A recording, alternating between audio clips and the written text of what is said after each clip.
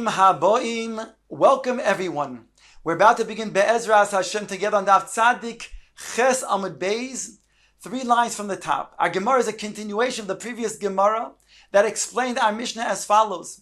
When a person is sitting on a rooftop on Shabbos and he's reading from one of the Sifrei Kodesh, which is of the scrolls of Tanakh, and one end falls off, whereby he holds the other end, and that other end that fell off rolls down. If it rolls down within Asara Tfachim, and that's a sloped wall, so then we say that a person cannot go ahead and roll back the scroll, but rather he must turn it over, whereby the outside will be showing only the blank place without the words. It'll be less of a bizoyon to the sefer. However, if it is a regular wall, a perpendicular wall, whereby it's hanging, it's dangling in the air, it depends. If it's dangling above 3 tfachim, then you can go ahead and roll back the scroll. But if it's within 3 tfachim of the ground, then we say lavud. And therefore, it's as if it's now part and parcel of the ground, whereby he cannot go ahead and roll it back, but he must turn it over as not to mavazeh the sefer.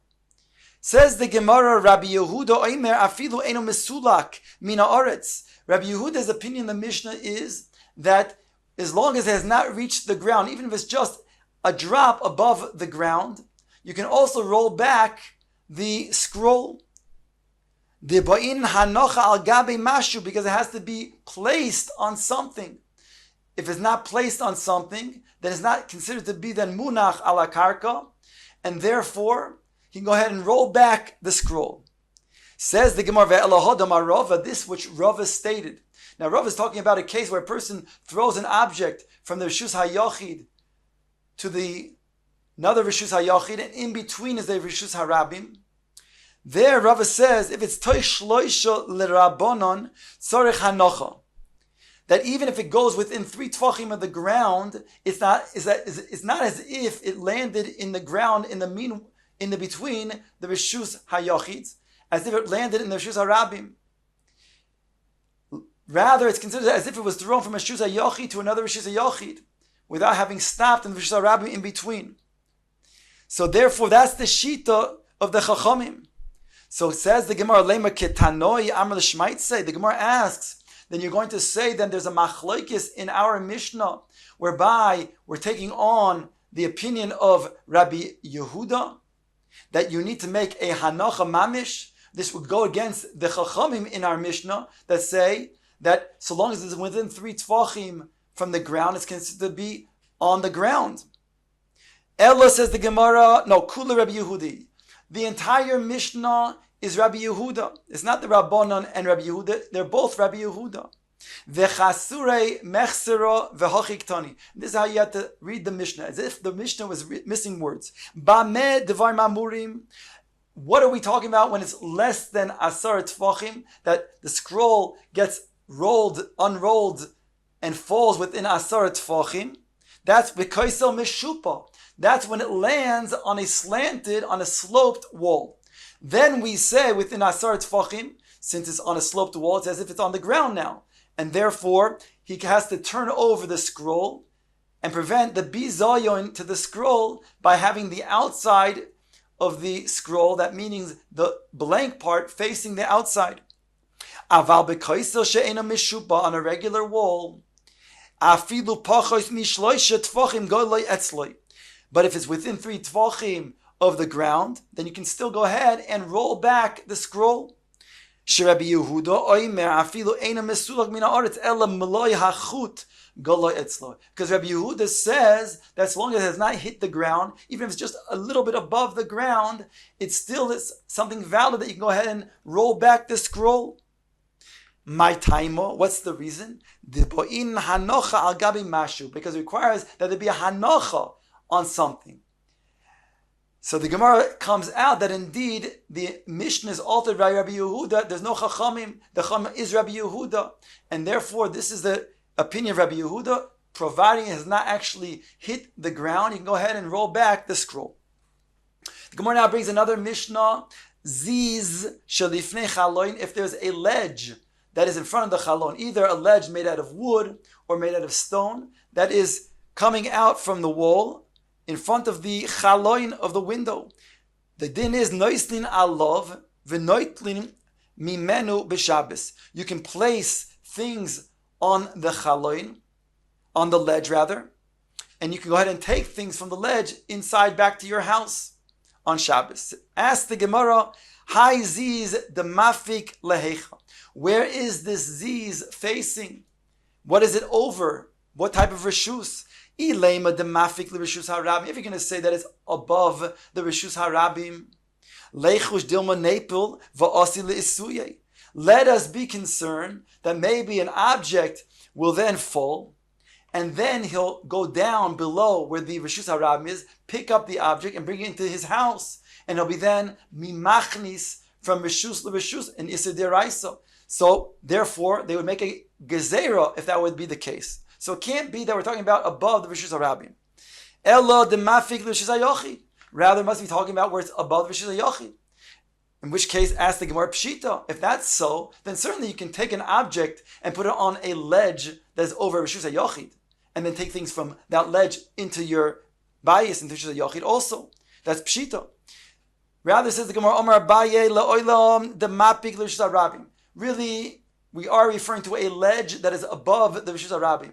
We ask, then you would make a gezerah, because then perhaps things will fall down, and a person will go down and pick up the item from the reshus harabim and bring it to his house, the reshus hayochid. Says the Gemara, Umayd noistin alav diktani. What does it mean that you're noistin alav? You place things on the ledge. Kelim hanishborim is referring to those vessels that are breakable, and therefore, if something does fall off the ledge into the reshus harabim, it'll break. There'll be no reason to pick it up and bring it back into the house. Tanya nami hachi. The Gemara brings a brayso that supports this. Ziz shelifnei achaloin hayotzei lereshus harabim. A ziz, a ledge that is going out from the chaloin, in front of the chaloin, over the reshus harabim. Nois nalav ka'arois v'koisois kitonios v'tzluchios. All of these things are breakables. The Brisa goes on to say that you can use the entire ledge throughout the entire length of the koisel, wherever that ledge will then go. As long as it will go, you can go ahead and use it. If you have another ledge that's beneath it, underneath it, previous statement in the Brisa, we should emphasize, you can use the entire ledge throughout the entire length, providing it doesn't go beneath, within asar tfachim of the ground. If there's another ziz, another ledge underneath it, you can use it. But a ledge above, it's not referring to the ledge that we said before, but there's another ledge that is above this that the Brisa is introducing, that you cannot use except if it's keneged, opposite the chaloin. The Gemara will explain now this. Ask the Gemara, Hi ziz hechidami. This ledge that is considered to be elyon, and that you said you can only then use it, which is keneged chaloinoi. Hechidami, what is the case that we're talking about over here? Says Gemara, if it does not have a surface of arba by arba tfachim, then it's a makam petur. Now, although we said a makam petur, when you're in the reshus harabim and you have a heavy load, you can place it on the makam petur. So let's say you have a tree trunk that is not dalid, that's not dalid al dalid.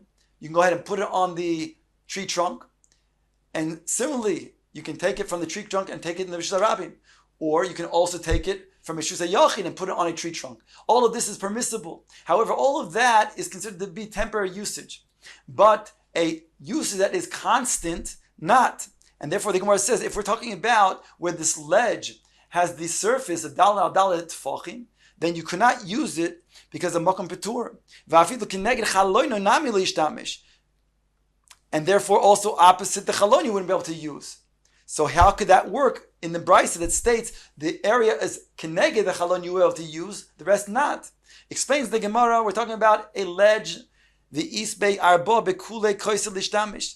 The Gemara says also the other way rather. If it's a ledge that does have indeed dalid al dalid tfachim, so then ask the Gemara then, even that is not keneged the chaloin, the entire ledge you should be able to use. So ask the Gemara, what are we talking about over here? What type of ledge says that you cannot use it except when it's keneged chaloinoi? Answers the Gemara, Amar Abaye tachtoin the east bay arbo, the elyon less bay arbo. The lower ledge that we said you can use entirely, that does have arbo. But this upper ledge that we said you cannot use it except opposite the chaloin does not have arbo. The chaloinoi mashlimosoi lidal. However, the chaloin does add the width to make it dalid tfachim. Kineged chaloin mishtamish. Opposite the chalon you could use. Why? The chari chaloinhu. Because then it has the same status of where the chalon is, the rishus hayochid. The haigisa also. Whereas the other part of the ledge that is not kineged the chalon, you cannot use. And therefore, that's the ledge that we're talking about, where he said you cannot use the ledge unless it's kineged the chalon. The Gemara now brings another Mishnah. Oy adam b'rishus hayachid. A person is standing in the rishus hayachid on Shabbos. Umetaltil b'rishus harabim. He can go ahead and put his arm over to the rishus harabim and metaltil an object from in the rishus harabim itself. B'rishus harabim umetaltil b'rishus hayachid. He can stand in the rishus harabim and he can put his arm over into the rishus hayachid. And he can go ahead and metaltil in the rishus hayachid. In other words, we're not concerned, according to this Tana, that if you're standing in the rishus harabim and you're going ahead and metal the Rishus HaYachid, you'll bring it into the Rishus HaRabim. That we're not concerned about.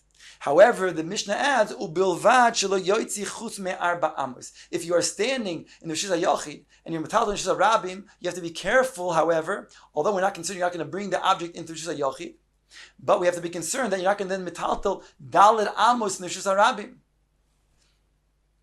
Says the Gemara, the Mishnah continues, Lo ya'amoid odem b'Rishus HaYachid, a person on Shabbos cannot stand in the Rishus HaYachid and then urinate into the Rishus HaRabim,